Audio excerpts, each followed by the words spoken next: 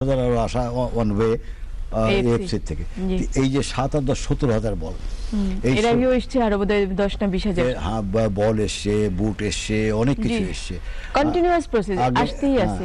এমনও সময় গেছে যে আমরা ভালো ভালো ন্যাশনাল টিমের প্লেয়ার তারা বুট যে বুট দিয়ে খেলা হতো তারা কিনতে পারতো না, আমরা বিভিন্ন দেশ থেকে চেয়ে চুয়ে এনে সেগুলো দেখো। ইভেন আমরা কিছুদিন আগেও এটা কম্পিটিশন খেলার মতো বল আমাদের পাইতাম না, এফসিতে লিখতাম হিউজ টাকা দাম বলতাম, আমরা নিতে পারতাম না। কিন্তু এখন আমাদের কম্পিটিশন করার মতো বল বহুত আমাদের বল আমাদের স্টকে এই মুহূর্তে আছে।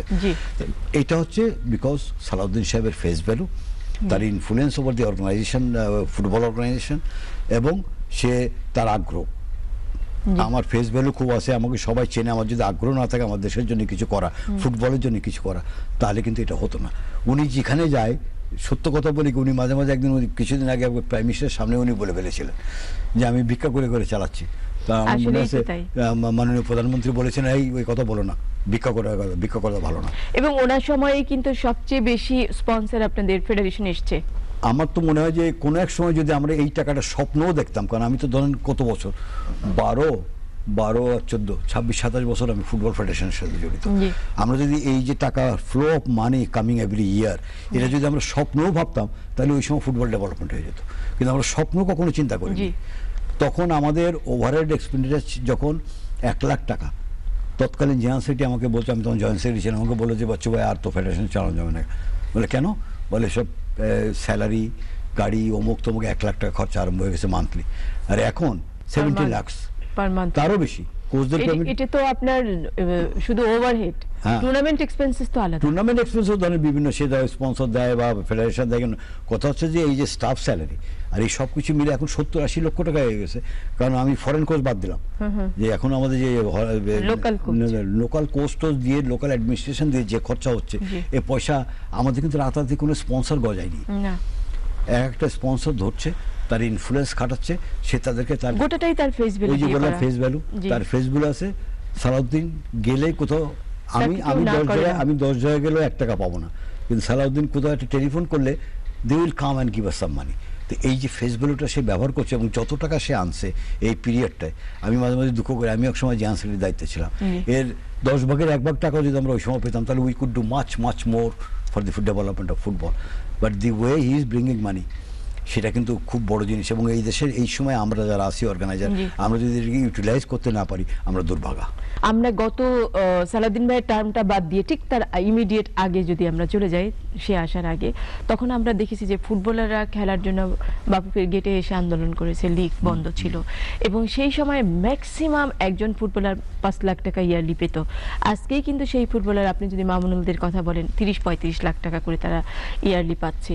এই যে একটা বিশাল চেঞ্জ কাজী সালাউদ্দিন নিয়ে এসছেন, এবং ক্লাবগুলোকে যেভাবে সম্পৃক্ত করেছেন, বিশেষ করে শেখ জামাল ধানমন্ডি ক্লাবকে নিয়ে এসে ক্লাবগুলোর মধ্যে একটা কম্পিটিশন তৈরি করেছেন, ফরেন প্লেয়ার অনেক বেশি ইনক্লুড করা হয়েছে খেলার মানকে আরো আরো আরো ডেভেলপ করার জন্য। এটাকে আপনি কিভাবে দেখছেন? এটা কিন্তু ডার্ক অ্যান্ড ব্রাইট দুই সাইড আছে। আপনি যে কথাটা বললেন, এর পিছনে আমার অভিজ্ঞতা দিয়ে আমি বলছি, কোনো এক সময় ছিল কলকাতার ক্লাবগুলো, মোহনবাগান, ইস্ট বেঙ্গল, মোহামেডান, তারা বলতো যে তোমরা এই 5 লক্ষ টাকা প্লেয়ারদের পেমেন্ট করো কি করে? এখন কলকাতার প্লেয়ারদের পেমেন্ট 50 লাখ 60 লাখ টাকা চলে গেছে। আপনি যে বললেন যে ওই সময় 5 লাখ টাকার বেশি কেউ পেত না, কিন্তু কোনো এক সময় আমি ইমিডিয়েট বিফোর সালাউদ্দিন, মুন্না বলে একটা প্লেয়ার ছিল, মারা গেছে, আপনি জানেন, ওর লাস্ট দাম উঠেছিল 24 লক্ষ টাকা। ব্যাস আছে। তো দোজ আর ভেরি ফিউ, 2-4 জন। এখন হচ্ছে জেনারেল ভাবে 20 লক্ষ টাকার নিচে কেউ কথা বলে। তো এই যে একটা বিগ অ্যাচিভমেন্ট, কারণ প্লেয়াররা যদি পয়সা না পায়, তারা যদি প্রফেশনাল সুযোগ সুবিধা না পায়, তারা কিন্তু কোনোদিন ফুটবল আসবে না। এই যে এখন আমাদের মেয়েদের কেন তার গার্জিয়ানরা ঠেলে দিচ্ছে যে this can become a profession, আমার এর এডুকেশনের জন্য হেল্পফুল হবে, প্রফেশনের জন্য হেল্পফুল হবে। আমাদের এখন সমস্যা হয়ে গেছে যে সব প্রফেশনে চলে যাচ্ছে, ভালো ভালো বিয়ে হয়ে যাচ্ছে। তো সুতরাং এটা আমাদের জন্য একদিকে আমার খারাপ লাগে, কিন্তু আমাদের এটা বিরাট অ্যাচিভমেন্ট। সালাউদ্দিন এই যে প্রত্যেকটা প্লেয়ার যে পয়সা পাচ্ছে, এই পয়সা পেলে কিন্তু আরো আগ্রহ বাড়বে। আর ওই যে বললেন যে মাঝে কিছুদিন ওই যে প্লেয়াররা এসে আমাদের গেটে বসে থাকতো, খেলা নাই 2 বছর এরকম গেছে।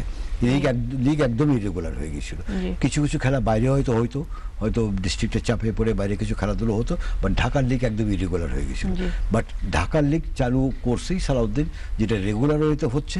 এবং প্লেয়াররা এই মুহূর্তে মানে এত বেশি টায়ার্ড যে প্রতিদিন তাদের খেলা থাকছে। হ্যাঁ, এবং তার বিনিময়ে তারা মাঝে মাঝে বলে ন্যাশনাল টিমে যখন খারাপ রেজাল্ট করে বলে তো আমরা তো কত খেলবো আর, ডেইলি খেলতে হ্যাঁ হয়। ডেইলি খেলতে হচ্ছে আমাদের প্রত্যেক অর্থাৎ খেলা। তাদেরকে এই লেভেলে নিয়ে যাওয়া হ্যাঁ, কোনো হয়েছে। এক সময় কিন্তু খেলা ছিল না, তারা জি। বেকার বসে তো অনেকে ছেড়ে দিচ্ছে খেলা, অনেকে বিদেশে চলে গেছে জি। চাকরি নিয়ে নিয়ে। আমাদের বহুত স্টার প্লেয়াররা কিন্তু এখন বিদেশে গিয়ে অনেক ছোট ছোট চাকরি করে, কিন্তু ওই সময় যদি তারা এই সুযোগগুলো পেতো তাহলে তাহলে কিন্তু তারা আজকে একটাও তারা বিদেশে যেত অনেক না। বড়, হ্যাঁ। একটাও তারা বিদেশে যেত না। Right. তাদের তখন ফুল ভ্যালু ছিল, জি। সেই অবস্থায় তারা চলে গিয়ে এমন আমি জানি অনেকে এখন কেউ ট্যাক্সি চালায় আমেরিকাতে, কেউ এ করে, কেউ আপনার সিএনজি স্টেশনে চাকরি করে, বাট সেই সময় তারা যে স্টার ভ্যালু তাদের ছিল তারা চলে গেছে, কিছুই ছিল না।